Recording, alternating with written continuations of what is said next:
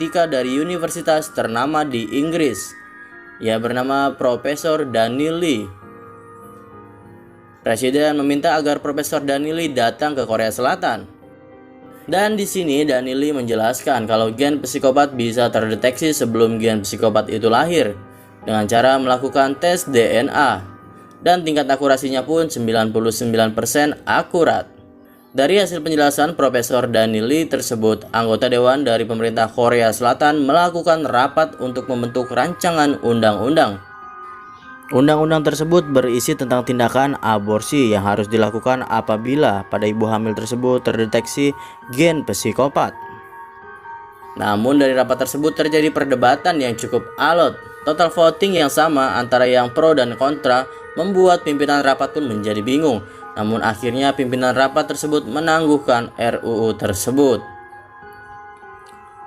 Lalu scene berpindah ke sebuah keluarga yang ingin melakukan liburan dengan menggunakan minibus.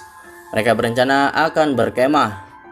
Di tengah perjalanan, si bapak tersebut bertanya kepada pengendara mobil sedan di depannya. Dia menanyakan letak perkemahan Osung. Setelah beberapa saat mendapatkan informasi, si bapak tersebut melanjutkan perjalanan. Sesampainya di lokasi yang diberikan lelaki tadi, akhirnya keluarga ini pun sampai. Namun sayangnya ternyata perkemahan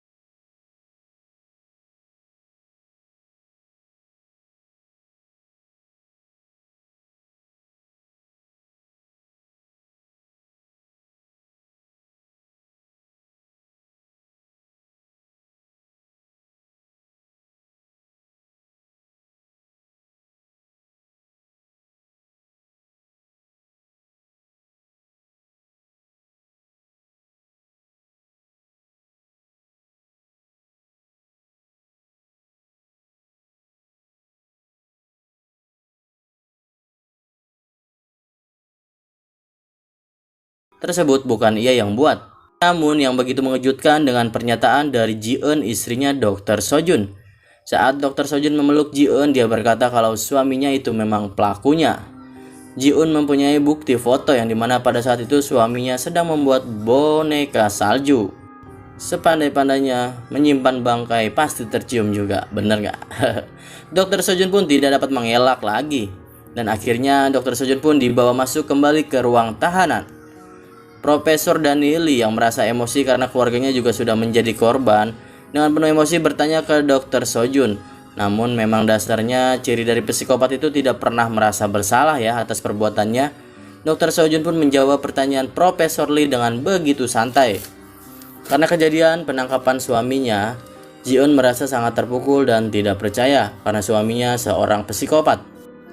Sampai-sampai kondisi Ji-eun pun drop dan dia dirawat di rumah sakit. Profesor Daniel Lee menjelaskan kepada Ji-eun kalau dia harus melakukan tes DNA kepada calon bayinya yang kemungkinan gen psikopat ada pada bayinya tersebut. Keesokan harinya Ji-eun pun melakukan tes DNA dan benar saja ternyata hasil tes tersebut menyatakan kalau bayi yang dikandung Ji-eun adalah gen psikopat. Ji-eun yang menginginkan agar kandungannya diaborsi ditolak karena usia kandungannya sudah cukup besar dan bisa membahayakan dirinya. Dan akhirnya bayi tersebut tetap lahir ke dunia. Lalu scene masuk ke 5 tahun kemudian, yang dimana kabar terbaru dari kasus Dr. Sojun yang dihukum mati karena perbuatannya. Dan lahirlah seorang penerus dari Dr. Sojun yang ternyata saat itu Ji-eun tidak jadi melakukan aborsi.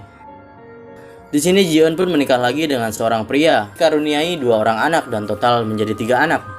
Ternyata anak yang lahir dari darah daging Dr. Sojun mulai tumbuh besar. Mengikuti jejak ayahnya, ia terlahir sangat berbeda dari anak-anak pada umumnya. Nah, di sini gue flashback kembali nih di scene awal yang dimana ada sekumpulan anak kecil yang sedang melihat seekor ular. Namun ada satu anak pendiam yang memasukkan seekor tikus. Nah, anak tersebut adalah anaknya dari Dr. Sojun dan Ji-eun. Anak tersebut bernama Ji-hoon. Di scene akhir episode 1 dijelaskan kalau anak dari Ji-eun tersebut mempunyai kebiasaan yang sangat aneh. Saat di sekolah, Ji-eun tidak punya teman. Sampai suatu ketika Ji-hoon membunuh seekor kelinci dan membelah perutnya hanya karena penasaran dengan kondisi kelinci tersebut yang bertambah berat. Semua teman-temannya pun takut melihat perilakunya itu. Lalu gurunya memanggil orang tua dari Ji-hoon. Ayahnya yang tahu perbuatan dari Ji-hoon sangat marah. Sampai-sampai dia memukul si Ji-hoon.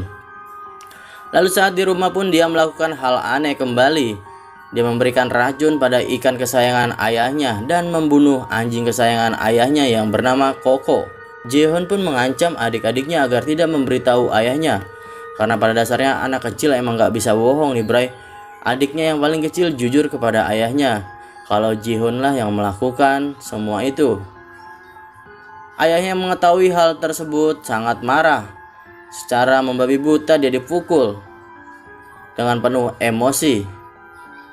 Lalu Ji-hoon yang tahu kalau adiknya itu sudah membocorkan semua rahasianya, akhirnya dia mengajak adiknya untuk pergi ke taman.